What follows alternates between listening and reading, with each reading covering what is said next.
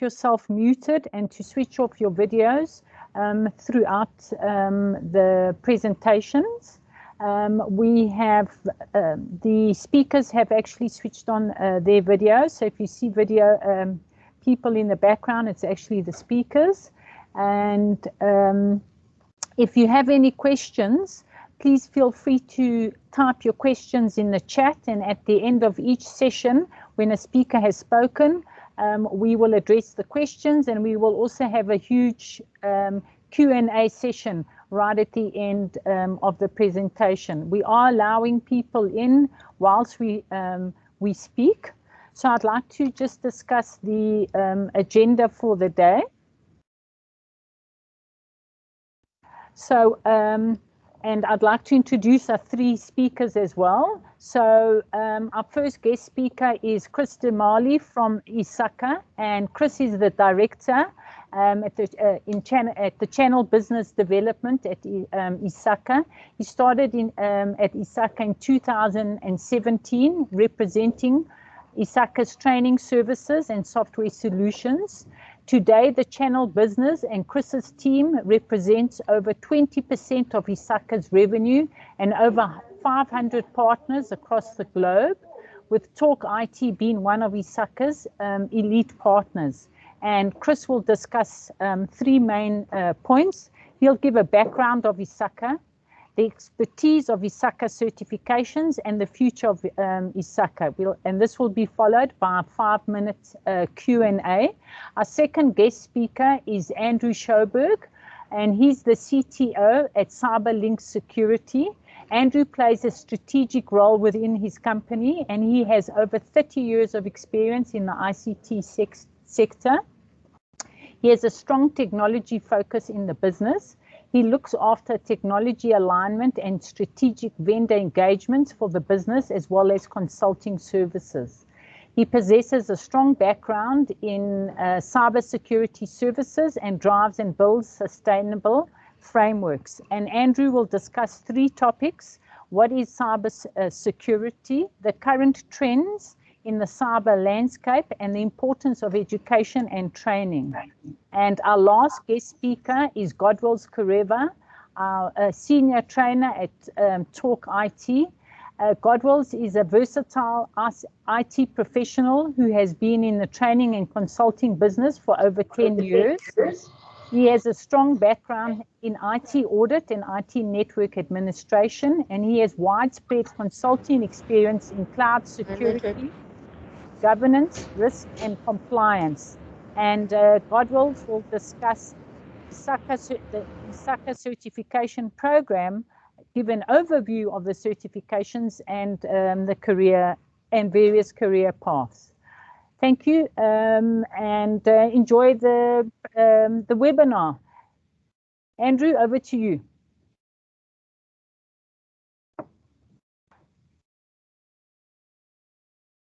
Can you hear me? Yes, now we can. Thanks, Andrew. Okay, good. Thanks very much, Augusta. So, yeah, I think, you know, interesting stuff to talk about. My name's Andrew Schoberg. I've worked in the IT sector for 32 odd years, and I guess I've had exposure across in the IT field, across almost every single vertical. I think in my 32 years, I've been an employee, I've been a business owner and entrepreneur. I've worked at the coalface on, I'm showing my age now, but I've worked on mainframes, I've worked on mid-range, I've worked in networks, PCs, databases. I worked across multiple applications and platforms. But in the past 21 years, I've owned and worked in companies focused purely on cybersecurity, risk, and governance.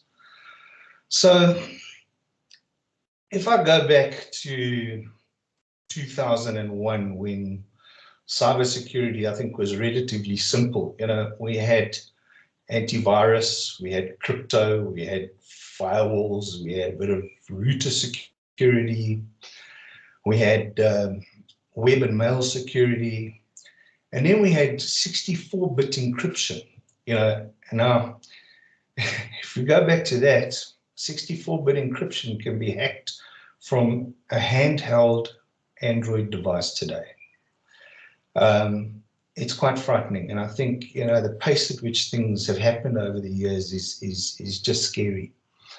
And then in the mainframe world, when I first started out on my own in consulting, we used to sell these Talus hardware encryption devices that plugged into the mainframes, and they were a really big buy. You know, they cost about 400,000 Rand, and we used to have to keep these things in stock, ready for the ABSAs or the FNBs in case the hardware encryption devices failed.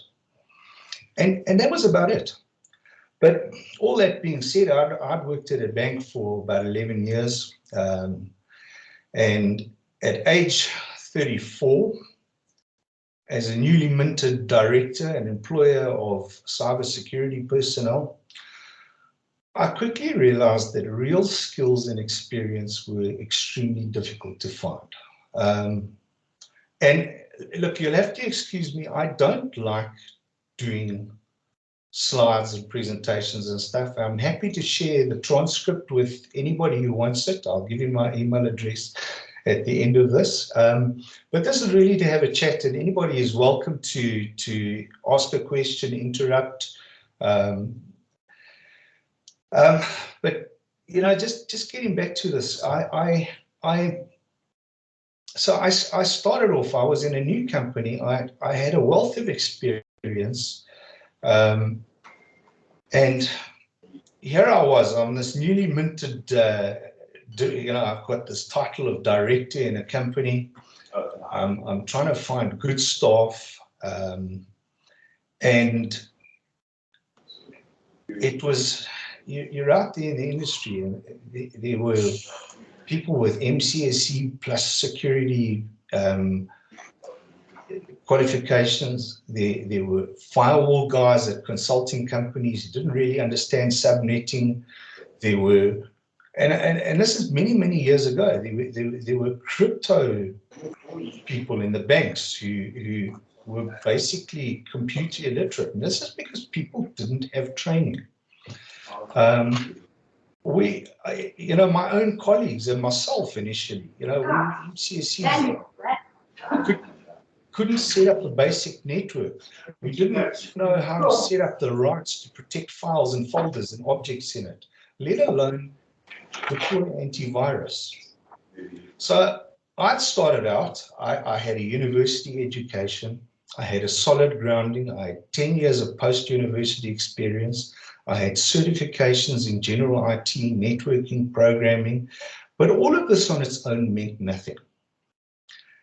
But what I did have was I had worked with and I had been mentored by some of the best minds in this industry. I put in the hours of these people, and they really gave back in spades. I also, in my own time, had the opportunity to mentor and pass on skills to more junior staff.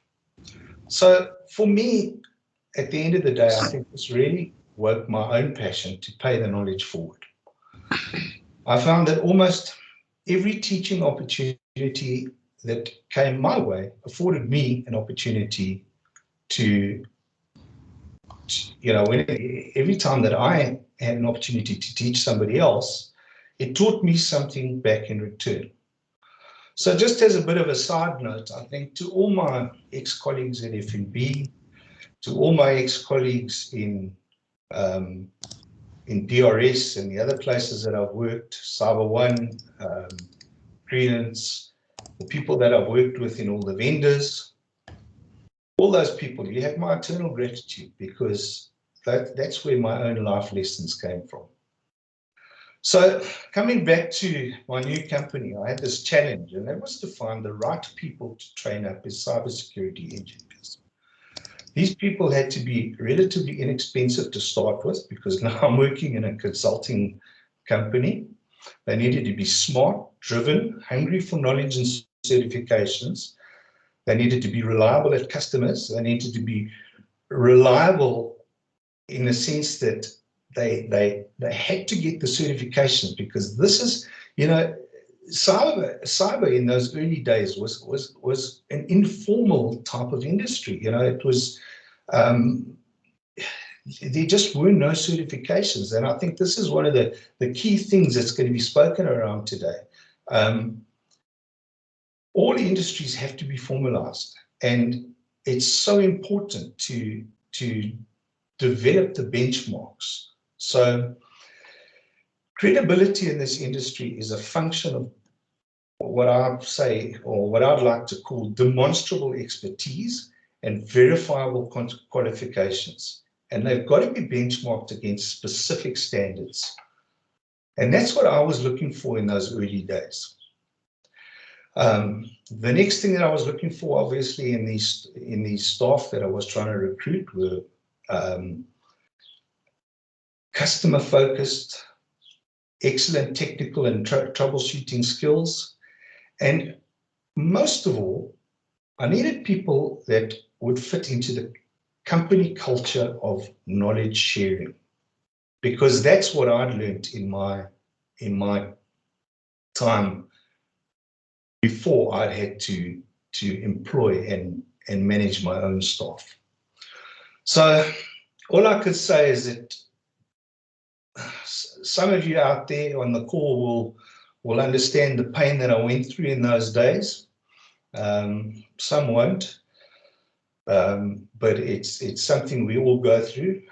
But I can tell you that through the years, I've interviewed and employed hundreds of candidates with many, many certifications, including CISSP and various IT degrees, diplomas, and varying degrees of experience.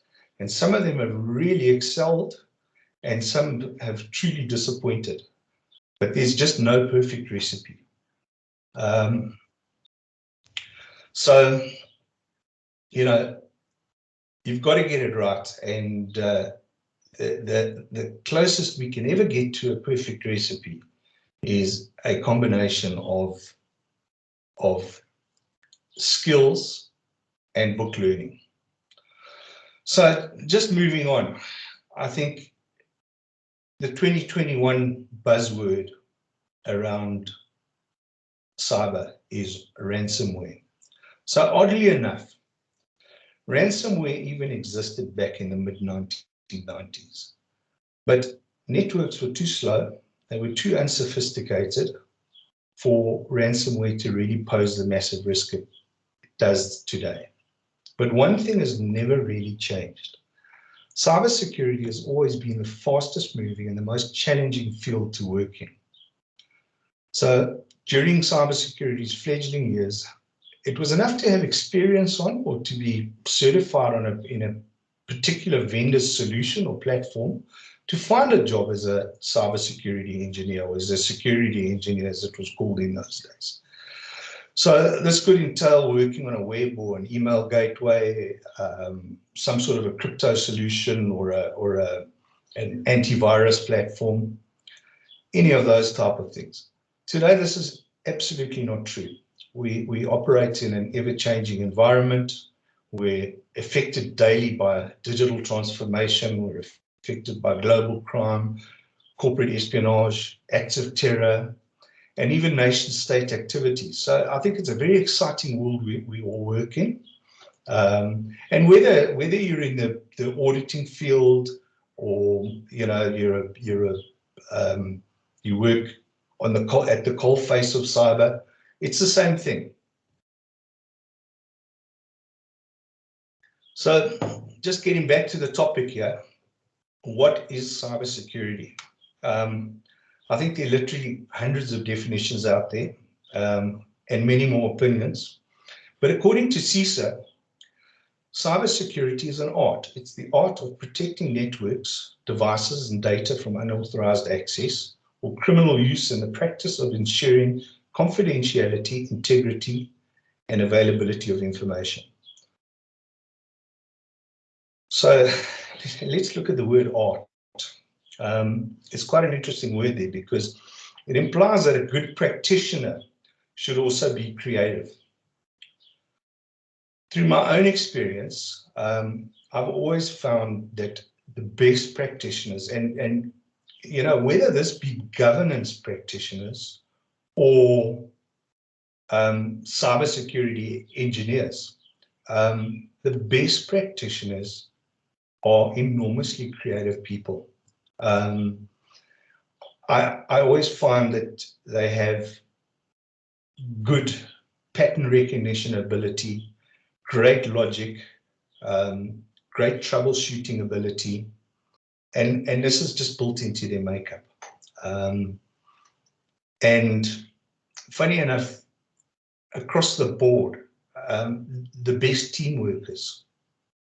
I don't know why, but it just seems to be a trait that that's out there. So for me, very interesting, and I've employed hundreds of people over the years in this field. So I think one of the key things, you know, that we see changing right now, digital transformation. You're all aware that, you know, with the speed that digital transformation is moving these days, it's happening at a great rate. The basic tenets of confidentiality, integrity, and availability are being made increasingly difficult with the rate that data is being moved around in the cloud. There are billions of mobile devices out there. There are hundreds of billions of connected IoT and smart devices that talk directly to thousands of applications in literally hundreds of clouds. You know, we often think that, you know, we talk about the cloud. And I know most of the people in the industry, you know, you ask which clouds are out there, and quite a lot of people will say, okay, well, there's AWS, there's Azure, there's Oracle Cloud, there's Google Cloud, and, you know, a few people will tell you there's IBM Cloud and there's a few private clouds, but there are hundreds of clouds out there because there are so many private clouds and hybrid clouds out there. And it makes it really, really difficult to manage all of these devices. And with the pandemic, it's become even more difficult. So at the end of it all,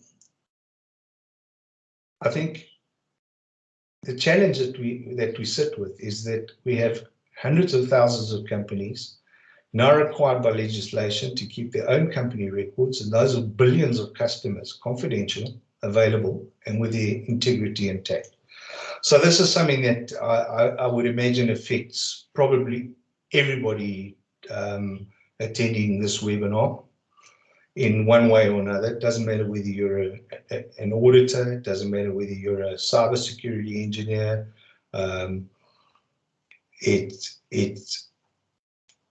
These things affect everybody. Your customers, your employers are affected by digital transformation. And our jobs are to ensure that our customers, employers, or, you know, are maintain the availability, integrity, and confidentiality of their data. So, you know, what we see in South Africa and, you know, globally, and I'm trying to, I've tried to sort of get a little bit of a, you know, what's the difference between South Africa and the rest of the world? How's the South African threat landscape evolved? We know that globally, wars are now fought in cyberspace. When you're attacked today, you don't know whether you're the victim of a kiddie scripter, a criminal gang, a fraudster, or a nation-state actor masking an attack on another country's national grid. Doesn't matter what country in the world you live in, that'll be true. So in South Africa, that's equally true. The modern threatscape has changed drastically today from the mid-90s. And this comes down to a number of factors. And these relate to how the internet and the dark web has evolved. So we have the speed of networks. We have a huge attack surface. We also have the fact that bad actors are in many cases financially motivated, and they're often better funded and better skilled than the defenders. So just a bit of like a chappie's question for you. Did you know that some bad actors are running malware as a service operations on the dark web? So what this really means is that if I had no knowledge of hacking whatsoever, I'm able to get myself an Onion browser, start it up on my computer, and go and buy a malware as a service. And I can be as good as any other hacker out there. I just buy the malware. I rent it for a month, or I buy it for a month, and I can launch my own attacks against anybody I want to. I just buy it as a service, the same as I would buy any other software as a service. I can pay in US dollars. I can pay in cryptocurrency. It's that easy. So, you know, it's really scary stuff.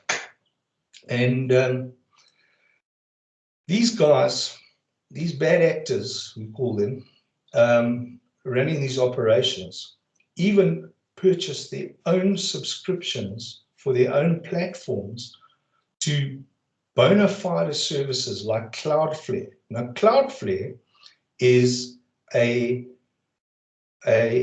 service which stops distributed denial of service attacks against the website.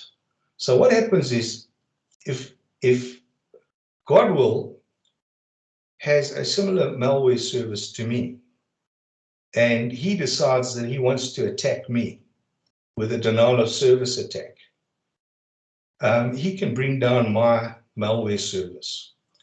So whilst he's bringing down my malware service, I can't operate and carry on with my credit card fraud. So to stop him doing that, I go and buy my Cloudflare service, and I buy it like any other customer out there. So this is big business, and we see it happening all the time. So anyway, the factors of you know, that are causing these things in South Africa today are that malware as a service is big business. Stolen credit cards is a massive problem. Stolen IDs is a massive problem. Ransomware as a service runs exactly the same way as any other malware as a service. And I think the biggest problem globally, and even more so in countries like South Africa, and specifically South Africa, is that unregulated cryptocurrencies are still in operation. So it's been in the news recently about 2 South African guys who stole a huge amount of money running a cryptocurrency investment service. We know that in the United States, it takes an average of 6 months and 200 hours of work to recover from having your identity stolen. Now, that's in a country where you actually have a system where you can get your identity back. The biggest problem with having your identity stolen is that most of the time you get into a lot of debt. Now, in South Africa, it takes 9 times longer than 6 months to get the credit bureaus off your back. And that's if ever. So 54 months, if you're lucky, if your identity is stolen. And many, many people in South Africa are getting their IDs stolen, their online identities. So just looking at the South African cyber threat landscape, we have 2 major challenges in 2021 and beyond. Firstly, organizations have already been under huge pressure since pre-COVID-19. So post-COVID-19, there's been this massive drive for digitization, for companies have needed federated and more flexible cloud-to-device network capability with people working from home due to our long lockdowns.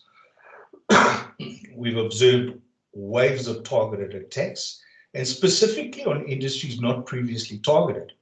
So if you look at the global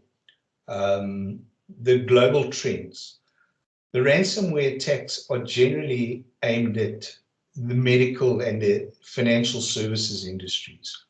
If you look at many of the attacks that we see in South Africa, there's a bigger and bigger trend towards the transport industry, towards the a lot of our state-owned entities and infrastructure type places are being attacked, and we've had, but definitely in the transport industries, and that's private and public.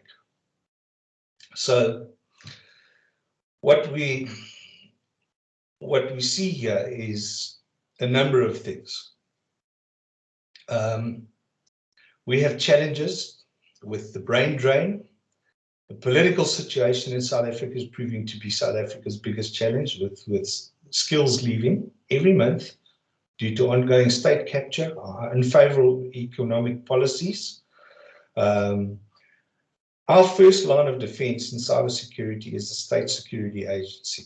I had a chat with them just over 2 weeks ago, and they cited lack of cyber skills as their biggest obstacle in gaining meaningful intelligence about the current threat landscape in South Africa.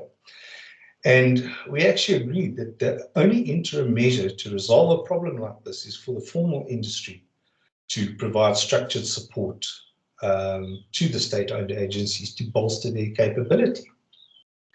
So as a result of these things, we see a number of factors. South Africa is the world's 3rd most targeted country.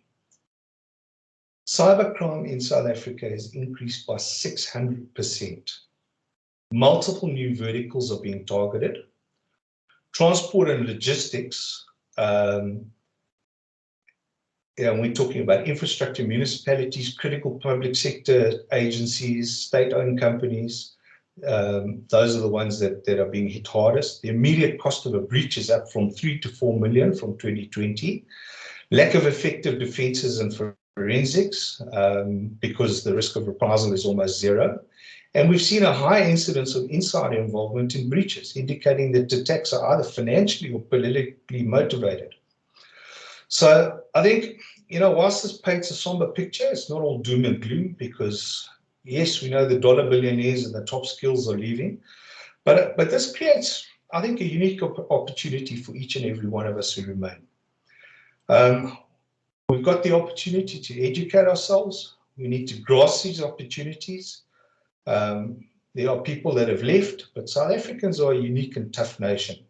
We see it in world sports. We see it in almost every facet of life. When the chips are down, we have an inner strength to pull it together and make chocolate cake out of mud. I've got a team with me in my startup, absolutely world-class skills. We all strive to educate ourselves a little more every day. And, you know, you can only be the best you can be. So, given, you know, moving on to best practice, you know, what is the best practice? Don't tolerate crime. Don't tolerate crime, corruption, dishonesty. You've got to stand up for what you know is right. That's the industry that we're in. And if you're going to be in this industry and stay in this industry in this country, it's what you need to do. The key things about being in the risk and governance industry and the cyber industry is that we all need to learn and understand the NIST, CIS, and ISO 27001 frameworks. We base all our decisions and our advice on these frameworks. They form the guidelines for best practice across our industry.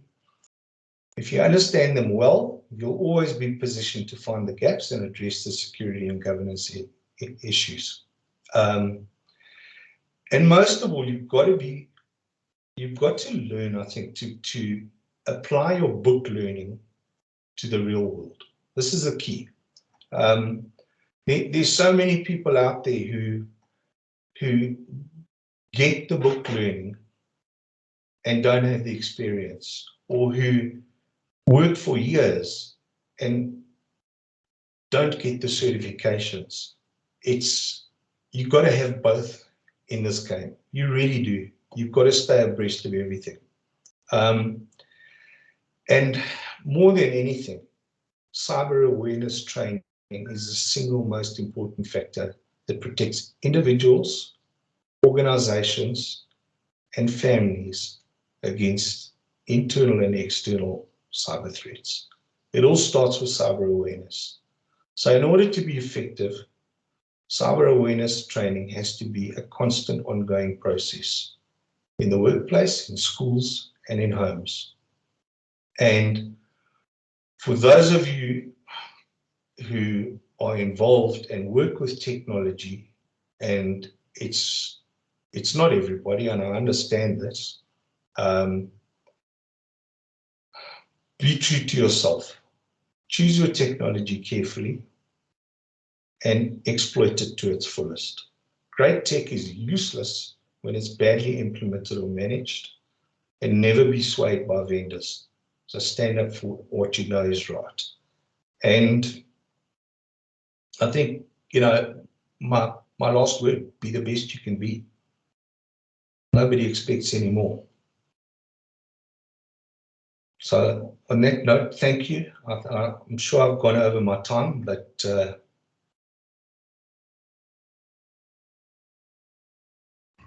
thanks so much. Andrew, thank you for sharing all of your experiences and the data that you have around cybersecurity. I'm sure it will go a long way to actually assist the participants in the webinar to help them improve any cyber security issues that they may encounter. And what was very interesting for me was your story that you relayed about the bad actors actually running malware. I've learned a lot, and I'm most certainly not a cybersecurity specialist. I'm checking in the chat if there are any questions, or if anybody would like to post something. Celeste has responded. She said, thank you, a very real discussion. Thank you, Celeste. Yeah, I'm happy to share my transcript. You know, I think a lot of people like to put up like a lot of stats and stuff, and the stuff, you know, it all changes all the time. So, yeah, I've got no problem sharing the stats and things in the transcript. If anybody wants them, I'll make it available. But Yeah, more than that. Thank you. Thank you for your time, Andrew. Our next guest speaker is Christa Marley from Isaka. Chris, welcome, and thank you for waking up extra early to attend the webinar. We really appreciate it. Thank you. Over to you.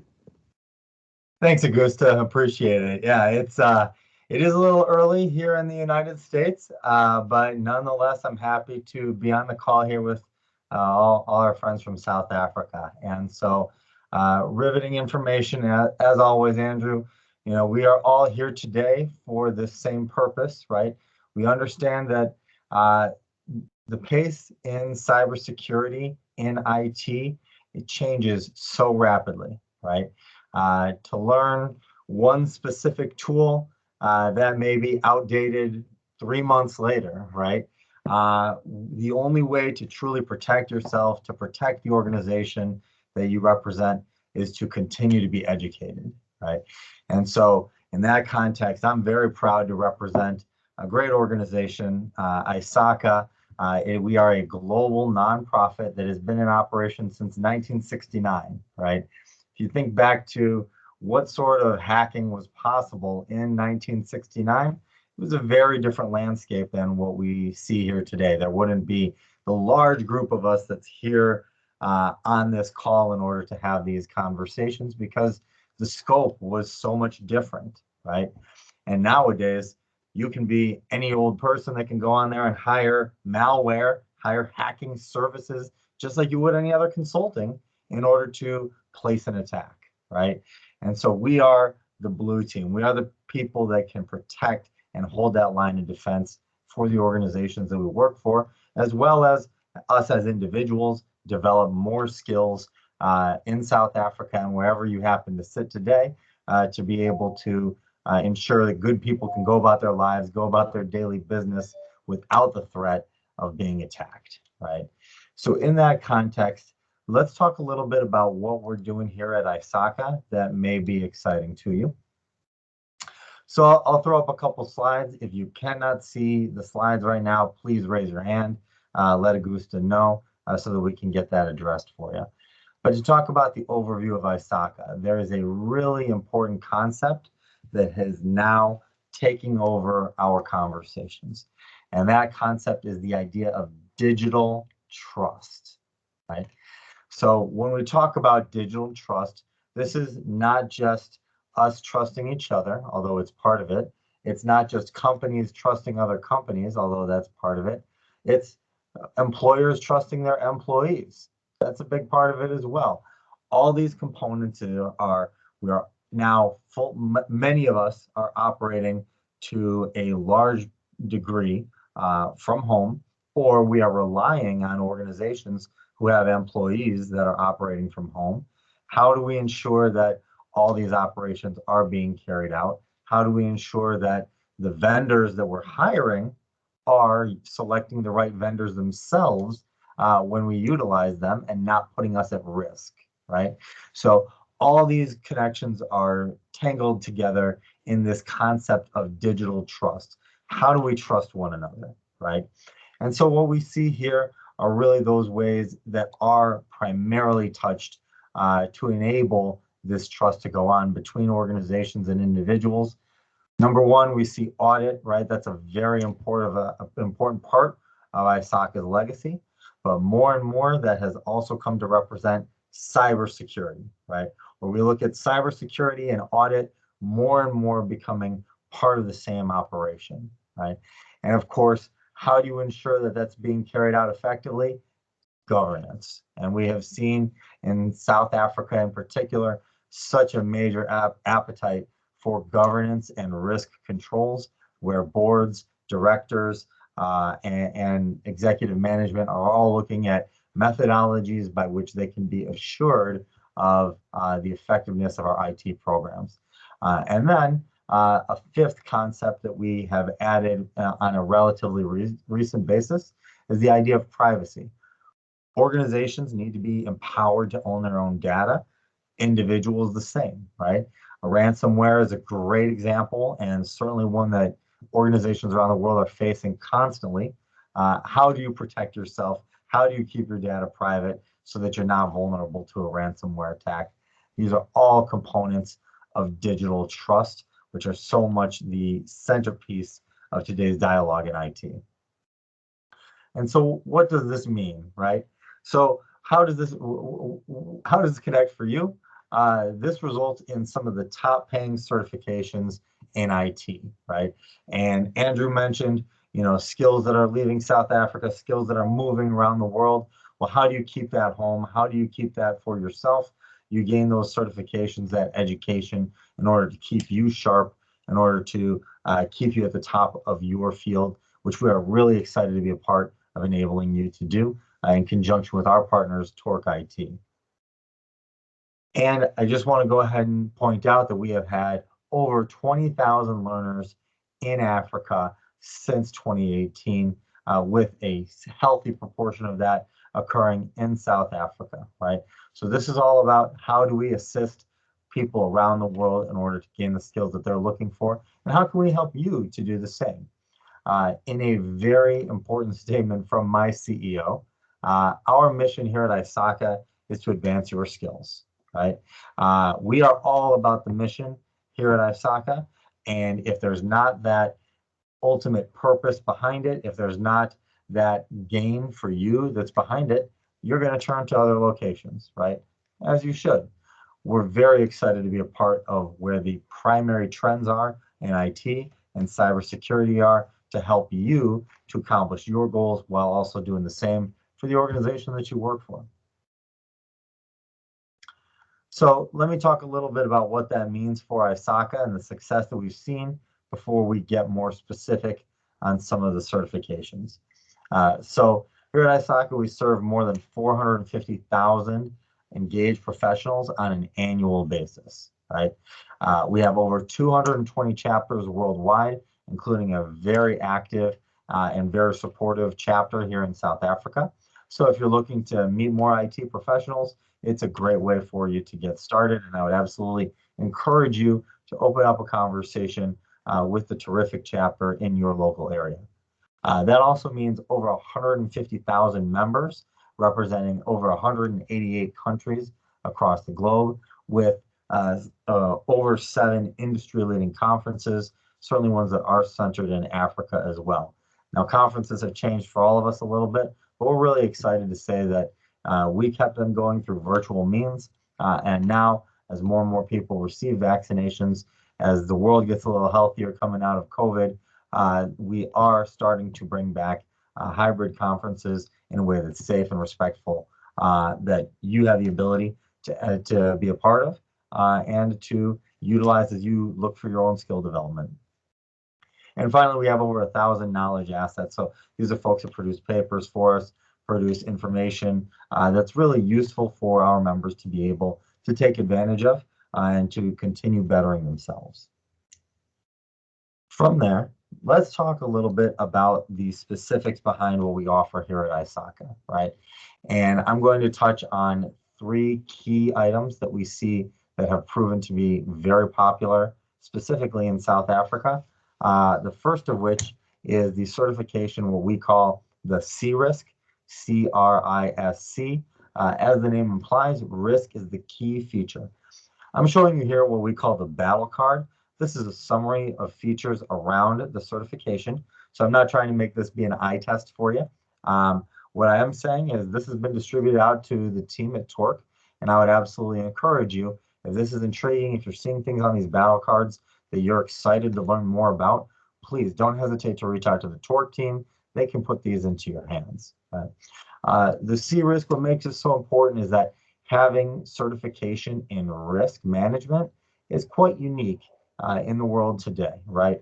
And we have actually been approached by thousands of organizations in varying industries to get the C-RISC certification for internal teams, particularly those teams that are at the enterprise risk level or at the vendor risk management level, right? To be able to quickly deliver on an assessment of an organization's risk and to be able to prove that you have the capability to deliver on that risk assessment is a very unique skill and has been very popular in South Africa. certainly one that I would encourage you to take a look at as you think about your own skill set and where you'd like to go in your career. The next one that I want to talk about is the CGEIT, which we pronounce internally as the CGEIT, right? All these certifications are very international, so put it into your own accent and your own way that you would pronounce these items. But the CGEIT is also very unique because it is so difficult to find certifications that prove capability and governance, right? So for those folks who are looking to make a move to the executive suite or who are already in the executive suite, as well as those who are in that executive place that are looking to translate those skills amongst their entire team, CGEIT is very popular. You know, understanding the importance of governance within an organization is absolutely critical for achieving digital trust. You can't have one without the other. As we look through the CGEIT battle card, you know, this is also distributed out to our friends at Torque, and understanding what certification and governance can do for you and your career is essential as a part of this conversation. Thirdly, I do want to take a moment to talk about one of the most venerable Isaka properties, Cobit, represented here in Cobit 5, as well as the latest version of Cobit, which has taken the numbering off of it as it's a constantly evolving item, right? So many of the folks on the call, you may have strong familiarity with Cobit 5. It is certainly a wide-ranging framework that has become the gold standard for many topics in IT and from a framework standpoint. Cobit 5 came out in 2013. So if you're still only up to date on Cobit 5, we would absolutely recommend for you to take a look at Cobit, right? Which is a new path to certification and certificates. And it involves all the things that have come to the table since 2003 in our industry.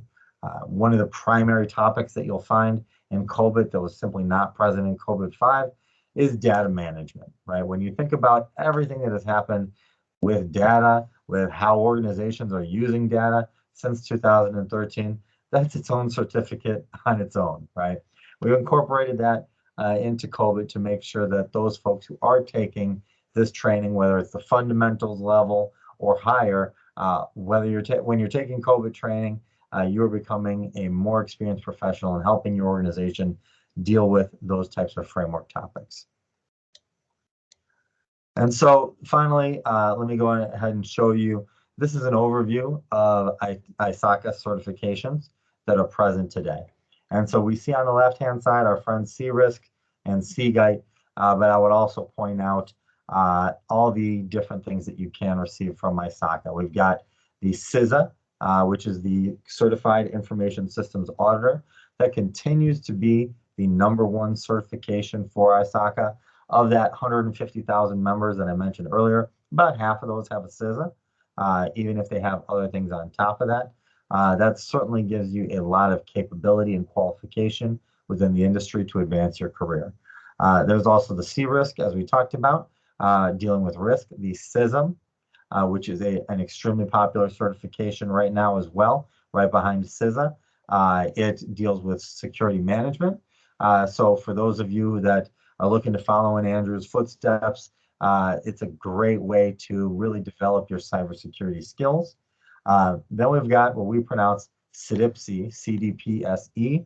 This is our newest certification. We launched this at the beginning of 2021, and has proven to be extremely popular with over 18,000 people getting the CDPSE within the grandfathering period, dealing with the topic of privacy, which has now grown absolutely essential to all of our roles on a daily basis. Here we also see CGEIT, and then we see 2 certifications that are built up of stackable certificates. The ITCA, Information Technology Certified Associate. This is a great solution for those who are relatively new out of university or maybe 5 years out of university. They don't have quite the set of experience that's required for some of the other certifications. So this is a great way to prepare for that and to come together with many of the essential skills that are required in an IT career today.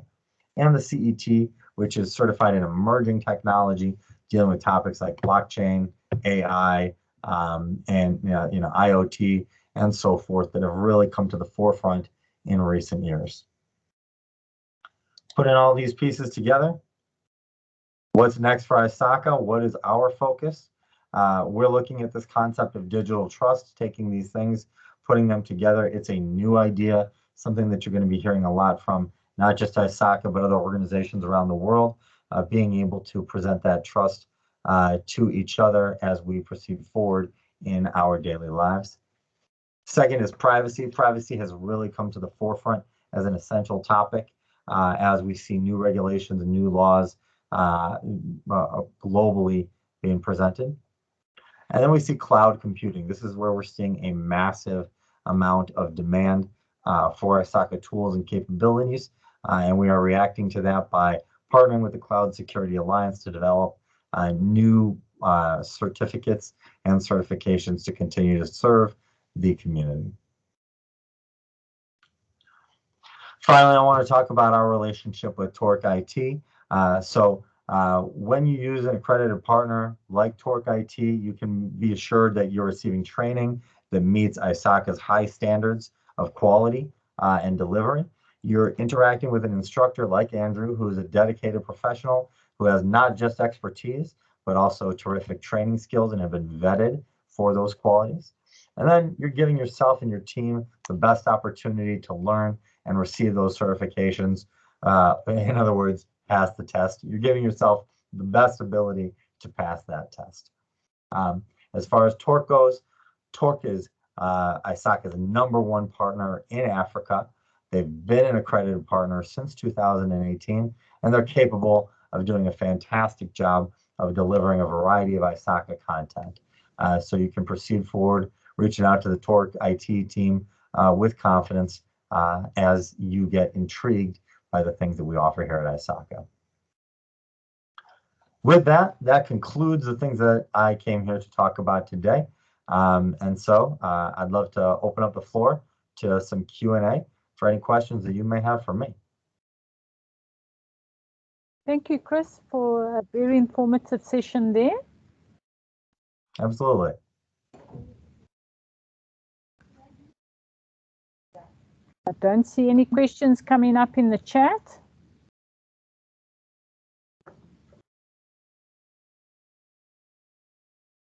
No. Okay.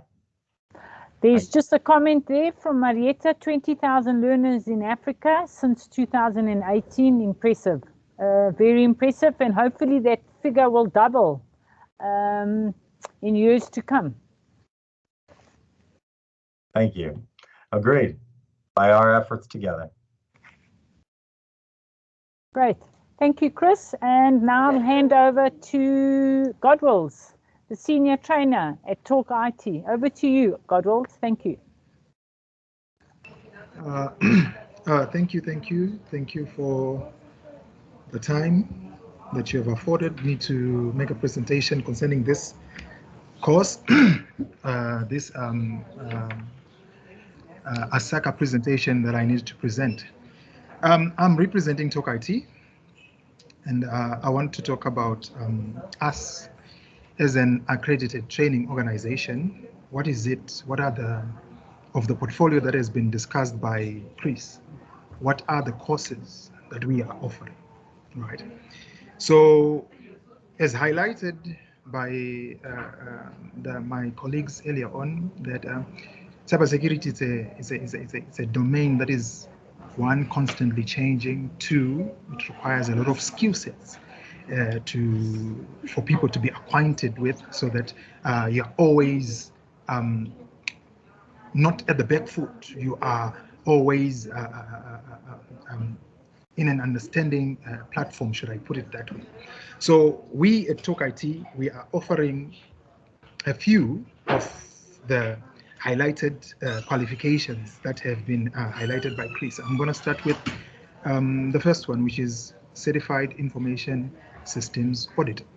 So what is this Certified Information Systems Audit? This is one of the qualifications that we are offering, it is Isaka's oldest qualification, right? We regard, or it's regarded in the industry as a gold standard to the practice of information security, audit, control, and assurance, right? This is the qualifications where Chris was talking about digital trust, and he highlighted the 5 things that he highlighted, and one of them was audit. So within this qualification, we are trying to, or the qualification is there to provide a wealth of knowledge with regard to IT audit. Yes, there are generic qualifications as far as audit is concerned that are out there in the market, but this one, it teaches you how to perform your IT audit. So what are we looking at? We are looking at the audit process, right? What we are looking at is the audit process that you have to follow, right? As in, we are looking at what does it mean to perform or to engage a particular approach when you are auditing IT systems. And we are also going to be looking at, because since we have been given an information that digital trust, it talks about audit, it talks about security, it talks about risk. It means that even within this qualification of CISA, we are also going to be discussing about information security, cyber security. So we've got some aspects of cyber security, we've got some aspects of privacy that we talk about. What is involved if you are to audit, let's say, a project, an IT project, right? What do you do? How do you engage? So all of those things are the things that we are covering, right? So who are the people who are targeted, or who are the target audience for this qualification? This is a qualification that is targeting roles such as executives and professionals in IT, experts in information and operational risk management, specialists in IT infrastructure security, internal control, IT audit, people that are involved in directors, consultants, managers, people that are involved in compliance as well as privacy. So you might be asking a question that, okay, you are telling me that it gives me information about the process of performing or engaging in IT audit. What does that benefit me as an IT professional? Well, this CISA qualification, it gives you what we call the best practices or the standards to follow, because when you are auditing, you don't audit based on familiarity. You audit by following prescribed steps, right? So this qualification, there is a body of knowledge that we are covering concerning that, where if you are to, let's say, for example, audit a subsystem or audit a particular IT project, these are the things that you are supposed to look out, right? We also touch on the difference between what is the influence of things like governance? What is the influence of things like management within this particular particular course? So it's like I said, it's the oldest qualification that Isaka has, and we as Chris has said, it is also the qualification that they say a lot of people do have. So I'm just here to highlight the importance, because it speaks directly to how you can audit the IT systems, which is what we want to cover. Okay, so this is the first one that we are offering. The next qualification that I want to talk about is CISM. We call it Certified Information Systems Manager. CISA was about audit, right? The audit best practices, the audit standards, the audit book of knowledge. CISM now, it's a credential that if you are to be involved within what we call information security management, it gives you the knowledge or the body of knowledge concerning that. What am I talking about? I'm saying we know that IT, gone are the days where security is an afterthought. Now security is something that is supposed to be baked in within, or it's supposed to be what we call an enabler of our business processes. So how then would we make sure that our security practices will enable our business to get to whatever goals and objectives that the business wants to get to?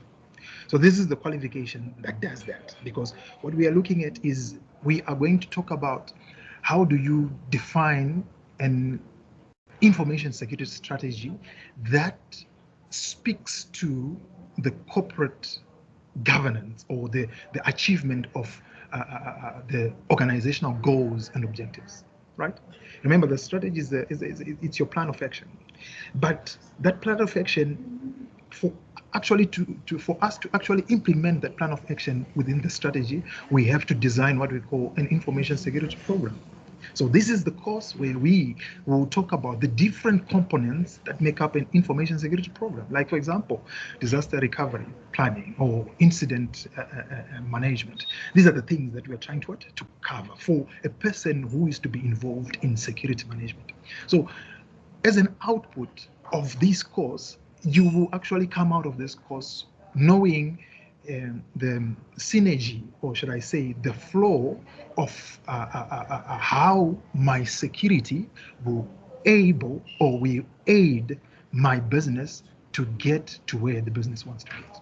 So they say it's a leading, or it's said to be, not to be said to be, it's actually a leading credential for the management side of information security. Is for people who want to design, develop, and oversee an organization information security. It is designed for who are the target audience, who are the people who are supposed to be. We're talking about senior executives, IT managers. We're talking about security professionals. We're talking about people who are involved in IT professionals who are involved in software, system software and application development. We're even talking about IT auditors, right? Because remember, digital trust, those things, they work in synergy, right? And if you acquire this qualification, what are the benefits? Why? We have been reading, Andrew has been telling us recently that we've had situations of buzzwords like ransomware targeting specific industries in South Africa. We have had issues of cyber attacks, denial of service attacks, where systems go offline, right? And you need to know how to guard against that, right? So it is in this course where we give you the core principles of, should such attacks happen, you are prepared as a business, or you are resilient, because the idea is about you being prepared such that if a ransomware attack attacks you right now, you are in a better position to respond to it. You know what are the actions to take. So it's also another qualification that if you're a credential holder of CISM, you possess what we call advanced and proven skills, right? In security, in risk management, in program development and management, in governance, incident management and response. Remember, I said it is within this qualification where we are going to show you a pipeline of how your corporate goals and objectives will be fulfilled by us designing an information security strategy, and that strategy will be actually implemented by us designing our information security program, which are the different activities like your disaster recovery or incident management. So we are going to be touching on all of those things for you to be what? To be capable as a security manager for your organization. Right. The other thing is you find that for organizations like, if you look at the market right now, as a prerequisite for getting a job, like for example, if you are a security manager, you want to apply for a security manager job, it's one of the prerequisites of qualifications that a person is expected to possess. Why?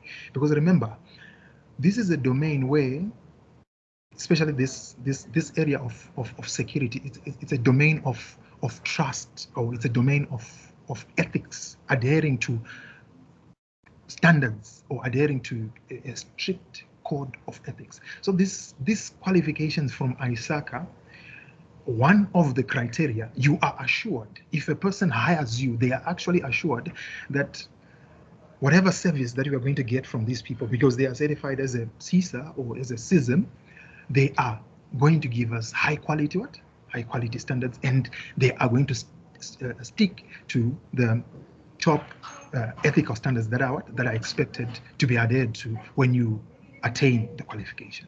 Right. Then the third qualification that I want to talk about is certified in information risk and security and systems control. Chris highlighted this qualification earlier on. This is the only credential in the market right now that is focused on enterprise IT risk management. Yes, you might have other qualifications which I'm not going to mention with names, but they don't talk about specifically IT risk management. So this is the qualification that validates your experience in building what we call a well-defined, agile risk management program that is based on the best practices to identify, to analyze, to evaluate, to assess, to prioritize, and to respond to risk. Risk is at the center of cybersecurity. Risk is at the center of audit. Risk is at the center of the digital trust domain that Chris was talking about. You cannot be a security professional who does not understand risk management, right? What is risk? How do you identify the risk? How do you assess it? How do you respond to risk? Right? What are the different types of controls that how do you choose them? What's the relationship between the ownership? Who is the owner of the risk when we are in the organization, and who is the owner of the controls when we are in the organization? And should it be a department who are the owners of the control, or should it be a person who is the owner of the control? Those are the things that we are trying to cover and answer when we are covering this particular qualification. So this qualification, we delve into, okay, every organization starts, because everything, it starts with the organization. The organization has got goals and objectives that it needs to fulfill. You must have a risk management strategy. I'm sure right now you have seen that in South Africa, most organizations, they have restructured their structures, right? Their organograms. Starting with banks 2 years ago, 3 years ago, where they have created a new division or a separate division of risk management or enterprise risk management, right? Because they have realized that risk is at the center, especially within this 21st century. Risk is at the center. So how does IT risk speak to enterprise risk? Right. So this qualification now, it looks at all the different aspects, because when we talk about IT risk, it's not about one thing, right? it could be the IT program, it could be quite a number of aspects. It's different from just generic risk management where we talk about supply chain risk, right? Even in IT, we can talk about IT, supply chain risk, in the form of, let's say, for example, when you're adopting a cloud service, right? So this is the qualification where we are going to be talking about, okay, what are the building blocks when you're saying you're doing risk management? What are the building blocks? Okay, when you're saying you're doing risk identification, what are the things that you're looking at, right? What's a threat? What is the vulnerability? What is the consequence? What is the frequency? All of those things, we are going to be talking about it and how they speak to the whole overall equation of what a risk is, the probability and the impact of something happening within the organization. We are also going to be talking about assessment, the different methodologies of risk assessment that are out there, right? Whether you are assessing it qualitatively, quantitatively, right? The approaches that are out there right now. The buzzword or the thing that is being discussed is data privacy. It's always an issue with companies. That's why we've got in South Africa right now, we're talking about regulations like POPI, GDPR that is in the EU, and anywhere else where you're handling European citizens' data. How then do we deal with such? How do we quantify such risk? What models are out there? We're gonna be talking about models like your FAIR, right, models, or Lindan as a new model that speaks specifically to what? To data privacy. All of those things are the things that we are trying to cover, so that you are not found wanting if you are in a business. You are prepared. Remember, the whole idea is what? It's about you being prepared, being resilient should an attack happen. So who are the people? Who are the targets? Who are the target people for this qualification? This is a qualification that the candidates would include your CIOs, your CISOs, your business analysts, your project managers, as well as any IT professionals engaged in risk management, control, and assurance activities, as well as compliance. Because right now, compliance is the key word.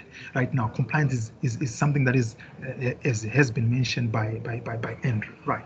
So it is a qualification that is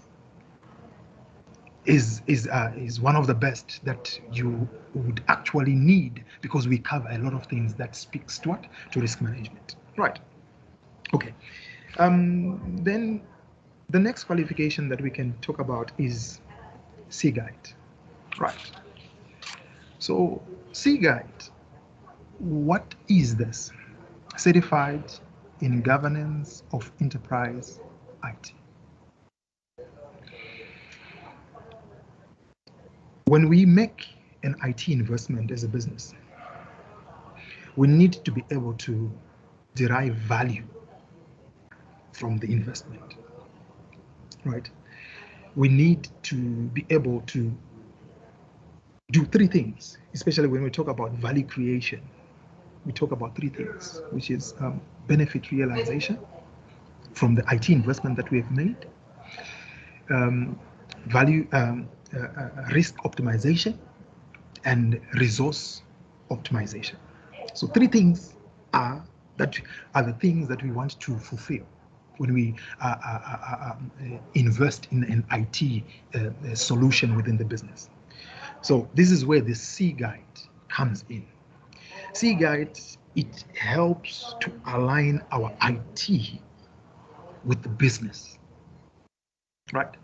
It aligns our IT with business strategies, with business goals. You'll be able, it is in this qualification where you'll be able to manage IT investments to maximize a return on investment. We don't just buy a SIM solution and an Uber solution and another solution, yet we don't see the value, right? So this is the qualification where we are trying to align all those IT services with the business and strive for excellence in IT operations and governance while we are minimizing risk. So you see, risk is always at the center. And then we are also talking about governance. So it is also, again here, where we will talk about how do we measure our performance, right? How do we, like I said, benefit realization and risk optimization? How do we optimize our performance, right? We talk about what is the difference between governance, what's the influence of governance within the business, and what is the difference between governance and management, right? And where does one play in? Because let me just say one, for example, governance gives us the oversight, right? And management will give us the plan of action, the strategy of achieving that particular vision that has been given by what? By the governance structure, which is depending on what level of the business. It could be the board at the highest level. So this is the qualification where we are trying to make you, or to make a person, or to make an individual be strategically minded when it comes to IT. So the qualification, this certification is for those who are aspiring for executive positions. It empowers you to handle the governance of an entire organization. And if you're a person who is considering a move to C-suite, this is the qualification that actually what? That actually takes you there, right? And some of the people that we are targeting, like I said, it could be your SVP, your VPs within the organization, your directors, and anybody who is supporting strategic managers or who is aspiring to be what? Strategic managers, right? So it's all about strategic thinking and strategic alignment of IT, and also the other thing is Seagate is framework of all these qualifications of Isaka that we've been talking about. They are framework agnostic. We do have elements of this particular framework that we talk about. Andrew spoke about NIST framework, Cobit, all these other ISO type of, you do see elements of such frameworks within the qualification, but we are not really zooming in specifically on a particular framework and sticking to it through and through and through and through. Right. So this is one of the qualifications for those who are aspiring, like I said, to executive positions, especially within IT. Right. So the four that I've just spoken about and spoken of are the four major qualifications that us as Talk IT are offering from Isaka, right? And as our portfolio grows, we'll grow to offer the other qualifications that Chris has highlighted. But then we also have got these other qualifications that we also do offer that are also coming from what? From Isaka. For example, cybersecurity fundamentals. What is this? This is the qualification that introduces you to cybersecurity, right? You are a person who has been maybe in another field and you want to move, you're considering a career change into cybersecurity. This provides you with a starting point because we cover all the underlying principles of cybersecurity. When I say underlying principles, what is a virus? I'm just giving an example. What is defense in depth? What is ransomware? Right? What are the security operations principles? How do you gain? How do you deal with them? What is expected of you? So it's more like we are building. It is in this qualification where we are building a person from the ground up, right? Introducing you to the underlying principle of cybersecurity. Whether you want to get into risk audit, governance, right? But you want a baseline of what are the best practices. Or maybe you are a person who just wants to reskill or upskill or broaden your skill set in IT. Maybe you have been a developer and now now you want to understand when they talk about secure by design, what are they talking about, right? This is the qualification where we talk about such principles: secure by design, privacy by design, things like that, right? How do you back it in within whatever service that you are running, right? So it is in this qualification where we do labs. We've got labs, practical labs, for you to be exposed to, let's say, for example, files, right? You be exposed to engagement of all the different types of cybersecurity issues that are out there, right? Then the other qualification, which is a framework, but it's also a qualification that is offered by Isaka, is Cobit. Talk IT is offering Cobit as a qualification, right? Isaka offers it also as a what? As a qualification. Remember, we spoke of C-Guide, and C-Guide we said is the qualification that helps you to delineate between what is governance and management.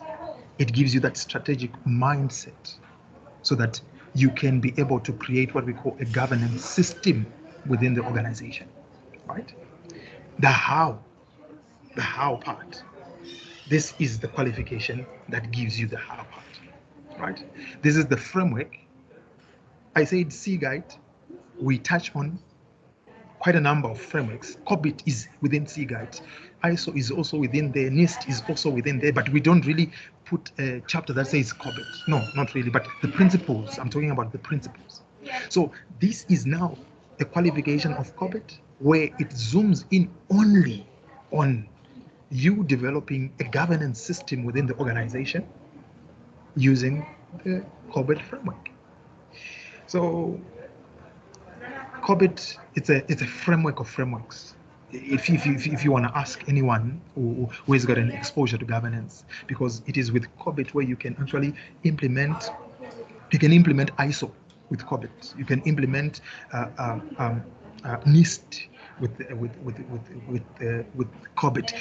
You can do risk management with Cobit. It's a framework. You can do project management with Cobit, right? So it consists of models, tools, principles, best practices that will aid your organization in actually improving their IT management and governance processes.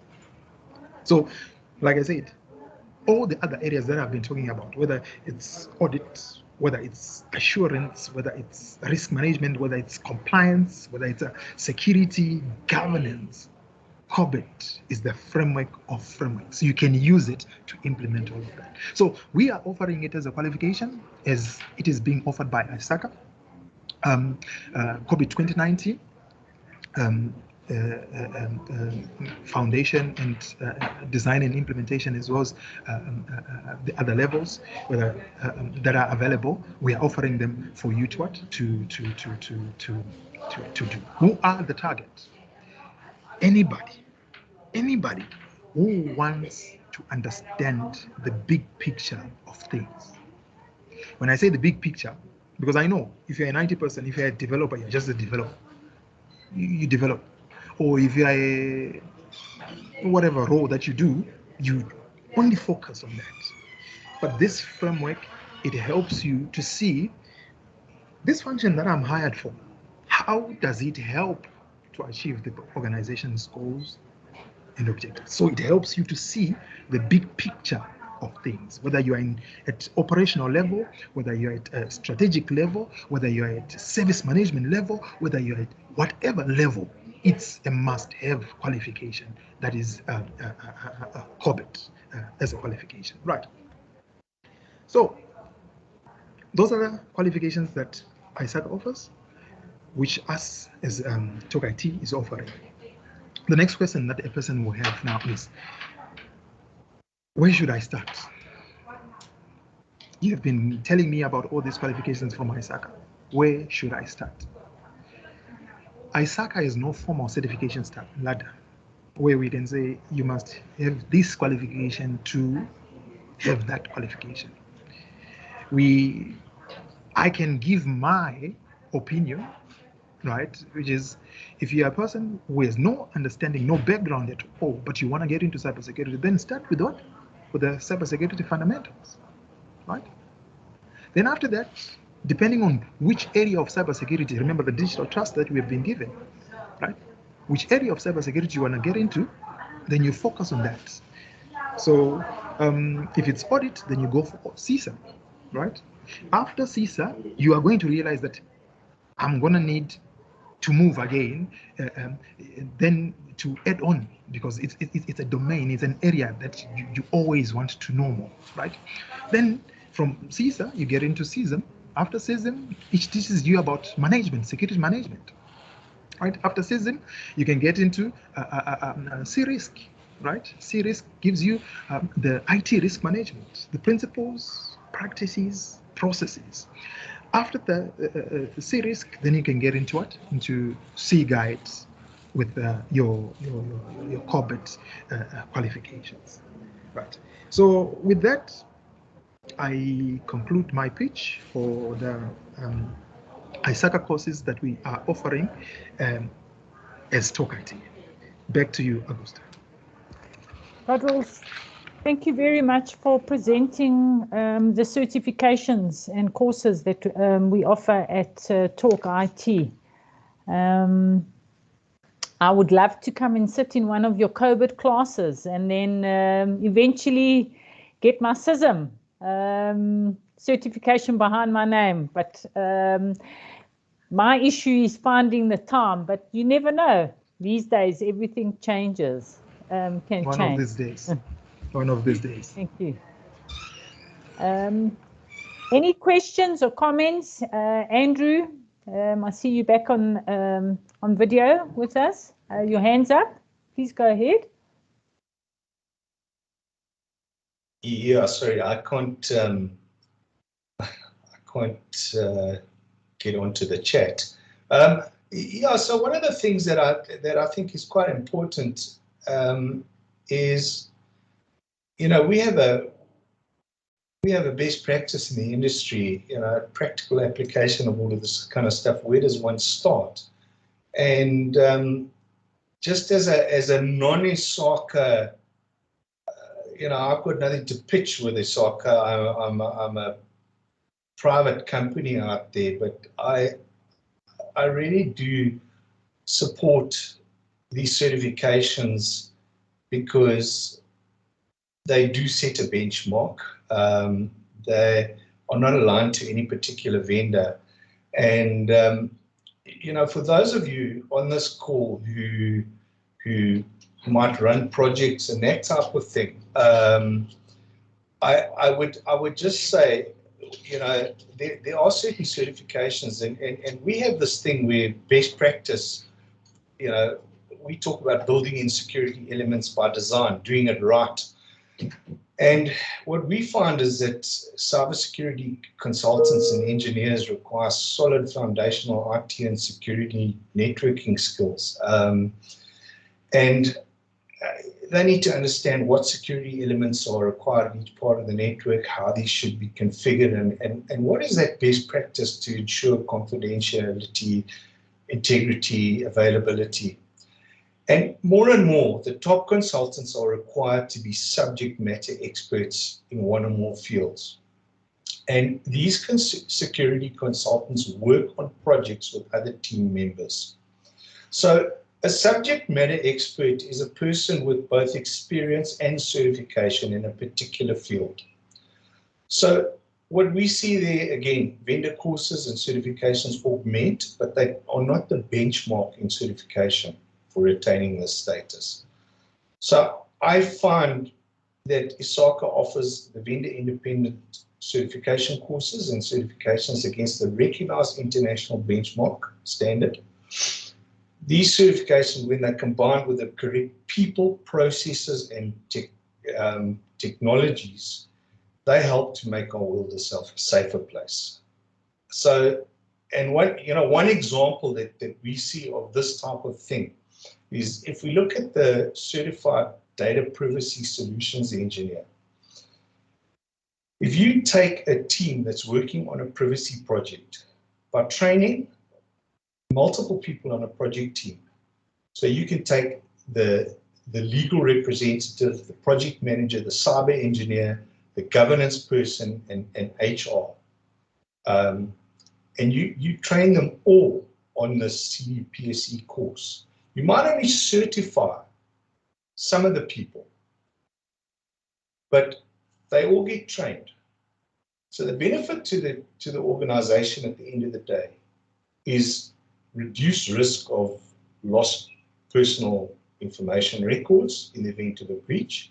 But the benefit to the certification holders, the people who actually go the whole route, is they are infinitely more marketable and sticky in their organizations in the lean times when jobs are tight and retrenchments are happening and that type of thing. And it doesn't matter whether you're a legal person with a privacy certification or an HR person, because these things apply in your particular field. So that's something that I really believe people need to take into account. So, my little pitch for Isaka, nothing to gain by it, but there it is. Thank you, Andrew. I share your sentiment. There's a message. Thank you for a very intensive, very interesting webinar, valuable information, informative and professional, despite Eskom surprising us with the level 4 load shedding.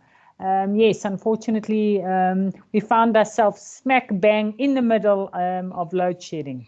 But despite that, we had an amazing webinar, and I hope that all the participants who attended the webinar gained the information that they required with regards to certifications, which course can they upskill themselves in, and they also know who to contact if they require any form of cybersecurity services. I've posted Andrew's email address as one of the participants requested it. From Andrew, once again, is from Cyberlinx Security.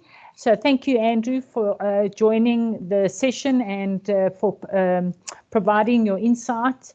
And over to Chris from Isaka. Thank you, Chris, for giving us your time and for keeping us posted on the future of Isaka and future trends.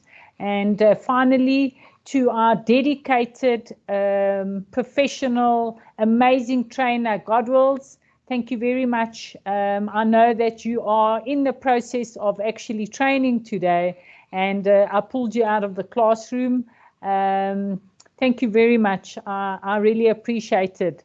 And thank you to everybody, Marietta, who assisted me in the background, and thank you once again to everybody for joining the webinar. We will be sharing the PowerPoint presentations and the recording, and there's a great prize that will be awarded to one of the participants who is attending the actual course. Thank you, everybody, and enjoy the rest of your day.